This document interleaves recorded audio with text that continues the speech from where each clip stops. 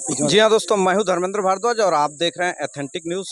मैं मऊ जनपद के कोइरिया पार्क के रेघवा में हूँ और रेघवा की ये आम जनता है। जैसा कि मैं अपने कैमरामैन से चाहूँगा कि थोड़ा सा एक बार क्लोज करके इस आम जनता को दिखाएं और इन जनता से मैं बात करूँगा। और इसी जनता के बीच एक प्रत्याशी हैं पवन चौहान जी, जो इस गांव में अभी कैंपेनिंग के लिए निकले हुए और लोगों के बीच में ये कैंपेनिंग करके और अभी निकल रहे थे कि हमारी मुलाकात इनसे हो गई। तो आइए हम बात करते हैं इनसे, पवन चौहान जी से।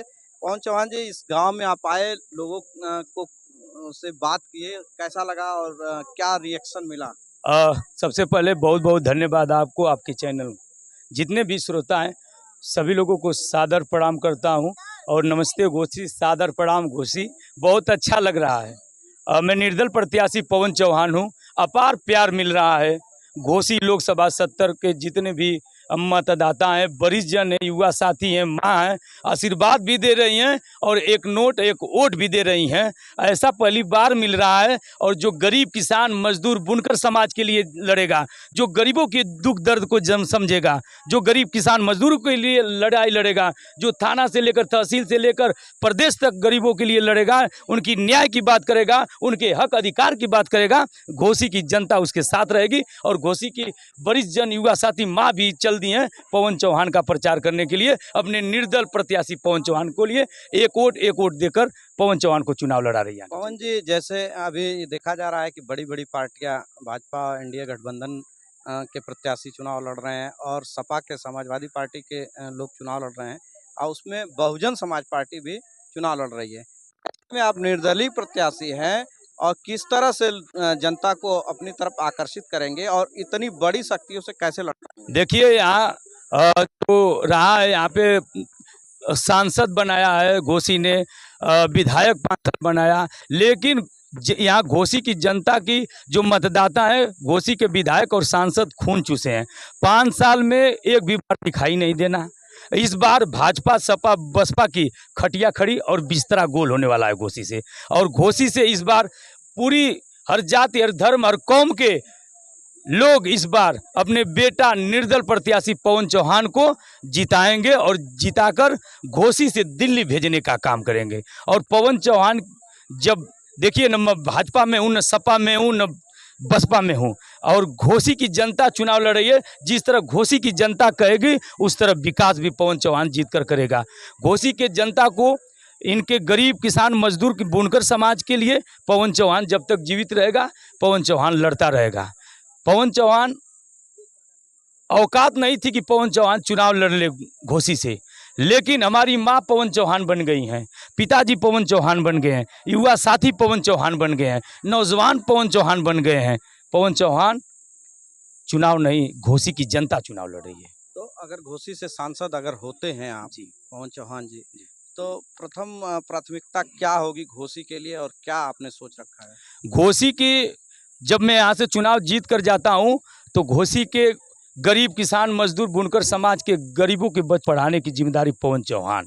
और यहाँ जितनी बड़ी कोचिंग खोलकर, जितने भी ब्लॉक में, जो घोसी ब्लॉक में और घोसी में जितने भी ब्लॉक हैं, वहाँ पे बड़ी बड़ी कोचिंग खोलकर नौजवानों को, बच्चों को पढ़ाकर, बहनों को पढ़ाकर उन्हें शिक्षा में आगे करना, कि शिक्षा में आगे जाएंगे तो मऊ का विकास होगा, शिक्षा में आगे जाएंगे तो प्रदेश और देश का विकास होगा। मैं चाह रहा हूँ कि शिक्षा में जाएं और इन बच्चों को निःशुल्क शिक्षा देने का काम बड़ी बड़ी कोचिंग खोलकर पवन चौहान काम करेगा। और लोकसभा 70 घोसी में मिनी स्टेडियम बनाकर खेल में बच्चों को आगे बढ़ाना, खेल में आगे जाएंगे, मऊ के लिए जीतेंगे, प्रदेश के लिए जीतेंगे और भारत के लिए जीतकर देश का झंडा और तिरंगा बुलंद करने का काम करेंगे नौजवान, तब जाकर घोसी का विकास होगा।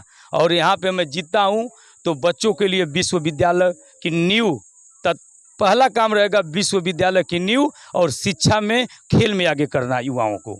और युवा जाएंगे तो अपने, जब खेल में आगे जाएंगे, शिक्षा में आगे जाएंगे तो जिला अधिकारी बनेंगे, तहसीलदार बनेंगे, पुलिस अधीक्षक बनेंगे, लेखपाल बनेंगे, दरोगा बनेंगे, अपने घोसी का विकास करेंगे, अपने परिवार का, अपने क्षेत्र का, अपने गांव का नाम रोशन करेंगे, तब जाकर घोसी का विकास होगा। और आप देखिए, लोग खोज रहे हैं, मंत्री बन गए, विधायक बन गए, सांसद बन गए। 5 साल में यही जनता, यही माँ वोट देकर देश के प्रधानमंत्री बनाई, प्रदेश के मुख्यमंत्री बनाई और सांसद बनाई, विधायक बनाई, लेकिन इनके दुख दर्द में दिखाई कोई नहीं देता है। लोग लालटेन पहले लेते थे और खोजते थे कि सांसद जी कब आएंगे, विधायक जी कब आएंगे। इस समय तो मोबाइल है, आधुनिक युग है, लेकिन मोबाइल से भी सांसद जी का पता नहीं है। इस बार घोसी से भाजपा, सपा, बसपा की खटिया खड़ी, बिस्तरा गोल होने वाली है। इस बार हर जाति, हर धर्म, हर कौम के लोग अपने बेटा निर्दल प्रत्याशी पवन चौहान को घोसी से जिताकर दिल्ली भेजने का काम करेगी। तो ये थे पवन चौहान, जो इन्होंने बार बार जोर दिया कि शिक्षा पे हम अगर यहाँ जीतते हैं, सांसद बनते हैं, तो शिक्षा पे इन्होंने काफ़ी जो है शिक्षा का महत्व बताया और शिक्षा पे जोर दिया। और इसी क्रम में हम यहाँ गांव के कुछ ग्रामीण जुटे हुए हैं, पास में हैं, कुछ युवा वर्ग भी है यहाँ पे। हम युवा वर्ग से जानना चाहेंगे कि पवन चौहान की क्या ख्याति है और क्यों पवन चौहान को आप वोट देना चाहते हैं। जी, सबसे पहले तो हम आपके चैनल को धन्यवाद देना चाहते हैं। और जो पवन चौहान जी हैं, इतना अच्छा कार्य करते हैं कि जो लोग विधायक, सांसद, मंत्री रह करके भी नहीं करते हैं, जनता इसलिए उनको लाइक कर रही है। और हम एक माध्यम से कहना चाहते हैं कि डर कर कभी नौका पार नहीं होती और कोशिश करने वालों की कभी हार नहीं होती। तो ऐसे हैं हमारे निर्दल प्रत्याशी पवन चौहान जी। ये हमेशा संघर्ष करते हैं और जिसने संघर्ष किया, इतिहास गवाह है कि जिसने संघर्ष किया उसने ही सफलता पाई। और सभी युवा साथ हैं, सभी लोग, माता बहन, सभी लोग साथ हैं उनके, क्योंकि पवन चौहान आज से नहीं, बहुत पहले से 150 यूनिट खून दे चुके हैं। घोसी लोकसभा में 5 आवास बनाकर दे चुके हैं और हर दुख तकलीफ में पहुंचते हैं, इसलिए घोसी लोकसभा की जनता उनके साथ है। आप युवा हैं जी, और जरा हमारे दर्शकों को अपना परिचय बता दीजिए और आपकी शिक्षा क्या है, जरा ये जी, बता दीजिए। जी, मेरा नाम अजय चौहान है। मेरी शिक्षा पोस्ट ग्रेजुएट है। इस समय हम डीएलएड बीटीसी के छात्र हूँ। यही मेरी शिक्षा है। आप डीएलएड और बीटीसी के छात्र हैं जी, और नौकरियां नहीं मिल रही हैं, आपको क्या लगता है इस सरकार के प्रति आपका क्या भाव है? सर, इस सरकार में ये सरकार चाहती है कि युवा अनपढ़ रहें, क्योंकि अगर युवा पढ़ लिख लेंगे तो नेता लोग का अगर नहीं पढ़ेंगे तो उनका झंडा और डंडा कैसे जोएंगे। और वो जब पढ़ कर लिख करके कुछ शिक्षित हो जाएंगे तो अपना हक अधिकार मांगेंगे। नेता लोग ये जानते हैं, इसीलिए ये सरकार युवाओं को अनपढ़ बनाना चाहती है। तो आप तो पढ़े लिखे हैं जी, अगर आप किस तरह से नौकरियों में कोई फार्म वगैरह भरे कभी? जी, फार्म तो हमने भरा, लेकिन सरकार क्या करती है, कोई भी परीक्षा होती है तो उसको आउट करा देती है। सरकार की सबसे बड़ी गलती है कि अगर जो युवा मेहनत करता है 5 साल 6 साल तक लगातार वो मेहनत करता है, संघर्ष करता है और पेपर देकर आता है तो पता चलता है कि पेपर आउट हो चुका है, तो उसको कितना तकलीफ होती है। अब बताइए, जो इतने समय से संघर्ष करता है, मेहनत करता है, और कोई एक ही दिन में पैसा देकर 20 लाख, 10 लाख, 30 लाख दे करके उस पेपर को खरीद लेता है, तो ऐसे युवा क्या करेंगे। और ऐसे युवा आत्महत्या भी कर लेते हैं, क्योंकि सबसे पहले सदन में ये आवाज़ उठानी चाहिए कि पेपर हो, उसका डेट निर्धारित हो, इस दिन पेपर होगा, इस दिन रिजल्ट आएगा, इस तरह से। और जो नेता हैं उनको अभी 60 साल से ऊपर, 60 साल तक उम्र की जाए, क्योंकि वो युवाओं को अग्निवीर भर्ती कराती है 4 साल तक, और अपने क्या करते हैं 70 आजीवन, कितना बार भी मंत्री बन सकते हैं। लंबा हो जाएगा, वीडियो हमारी लंबी हो जाएगी।